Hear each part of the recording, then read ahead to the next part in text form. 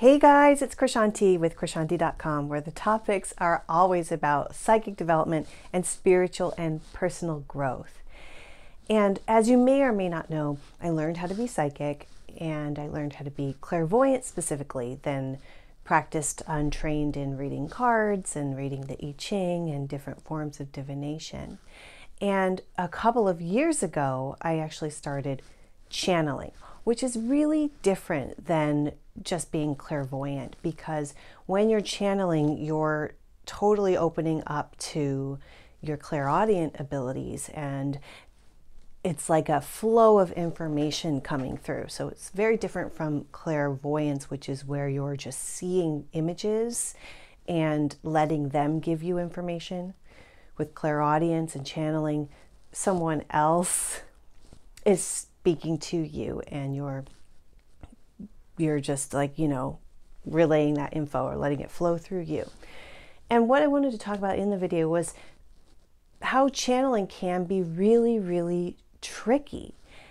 In fact, to be honest, any form of psychic intel or tapping into it, when you're learning to do so, can be tricky because there are so many different subtle nuances to how you see the info, how you interpret the data that you're getting, and all of that. But with channeling, what's so interesting is it's very hard, or takes getting used to, turning your mental faculties down and letting another force speak through you. Now, I'm saying this from my experience. I wasn't born hearing voices and things. Some people were. Like the famous Sylvia Browne had her guide Francine who talked to her all the time. And the medical medium had his guide who talked to him from when he was a little kid. For me, and I've said this in other videos too, but for me, hearing voices and all that is not super all that cool. It's a little bit well, who's that? What? And in the years since I've been working on this whole psychic thing, and I do see it as a consistent method of training. If you stop doing it, you get rusty. Just like working out, you got to work out every day. If you want to be really good at being intuitive, you've got to practice every day. Keep your skill set up. But only a couple of times have I heard something really, really loud in my ear. One in particular, when I first started out, I knew it was a guide and it gave me info that was accurate. And then, yes, another time someone told me before I got pregnant, I heard a voice saying, "You're going to have a son and he's going to be a healer." And then I did get pregnant and it was a boy. And once when I was about to get my kitty Coco from the pound years ago, I saw her, fell in love, just black chocolate cat with the softest fur ever, long bunny rabbit soft. I went to think about it. I left the shelter and was thinking, and I heard a voice really loud in my ear say, "She's not going to live that long." It was a deep voice, a male voice. And I went and got her anyway, and she didn't have that long of a lifespan. She lived about 10 years, or 9 or 10 years, which was, but you'd hope you love somebody that they're going to be able to live for 18 or 20 years. But anyway, with the channeling, where I sit and have a stream of information come through, that all kind of just sort of almost activated itself a few years ago, or a couple years ago. Maybe we're heading on to 3 years now. And I just started working with it. And now I don't speak it out, I type it out. And so I sit, meditate, get to that high space, and then let the info flow. And so the people who are speaking through me are a group of beings called the Ascended Masters.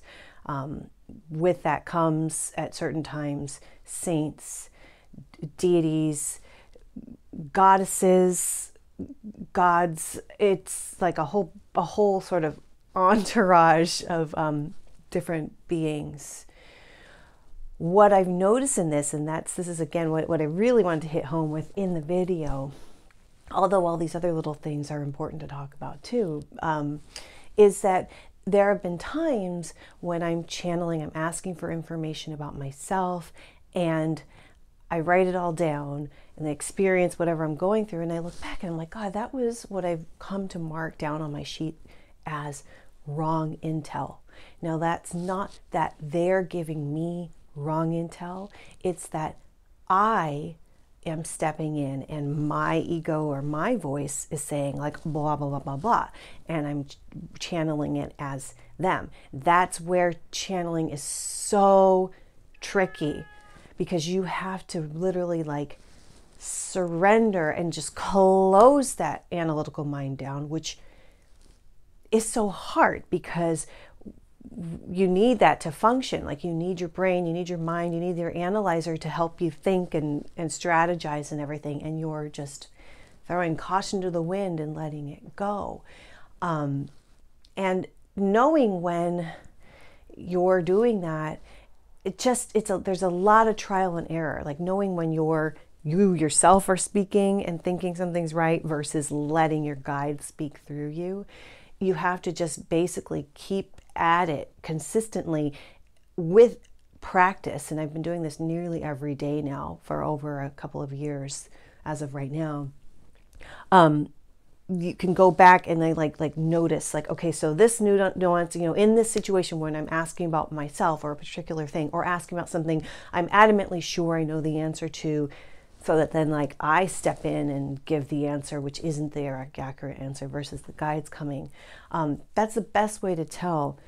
One thing that is really fun about this though, and it's the other thing that people have a hard time with when they're learning to be psychic, is the more crazy it is, the more likely it is to be accurate. And by crazy, I mean something random that you would never know, like what the F, like I don't even know what that is or what that means.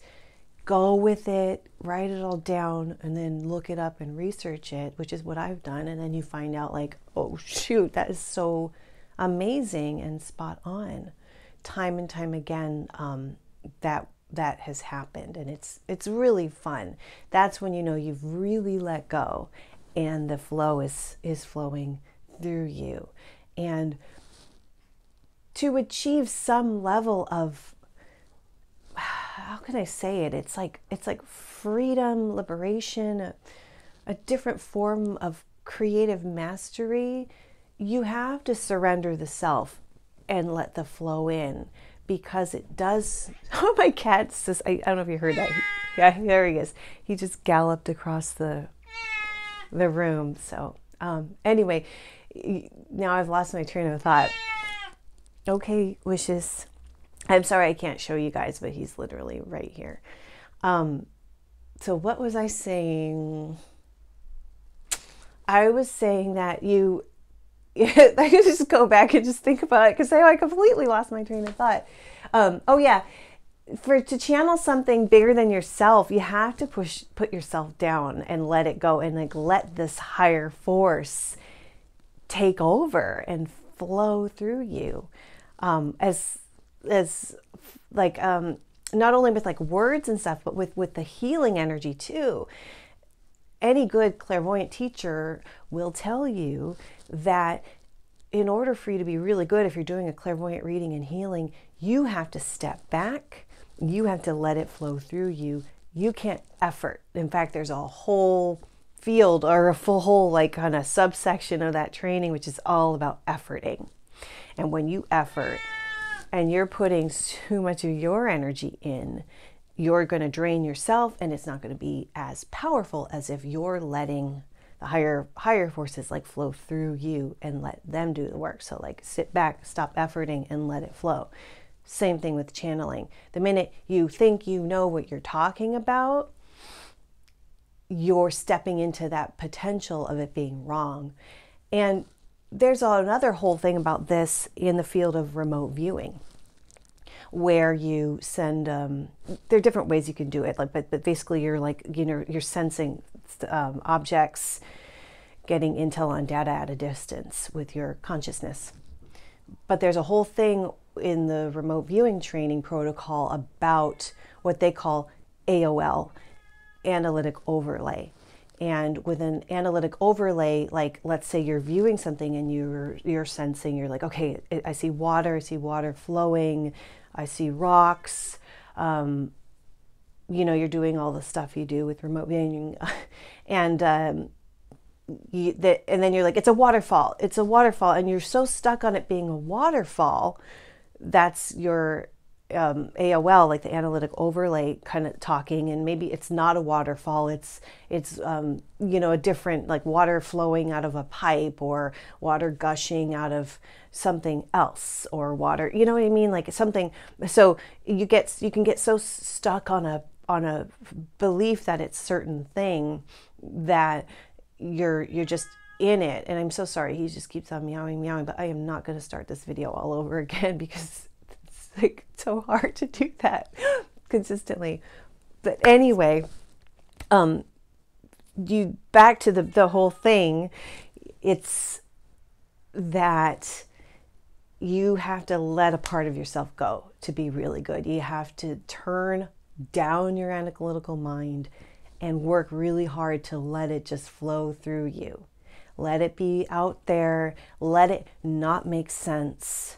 And when you do that, that's when you're really deep diving and getting like the treasures and the gold, and it's really magical. And what's the point of all this if we're not tapping into something like greater than ourselves? That's what makes it so exciting and so much fun. So with that, I will say goodbye for now. For more info on psychic development, I've got workshops and meditations and everything at Krishantiw.com. And thanks for watching. I'll see you next time. Okay.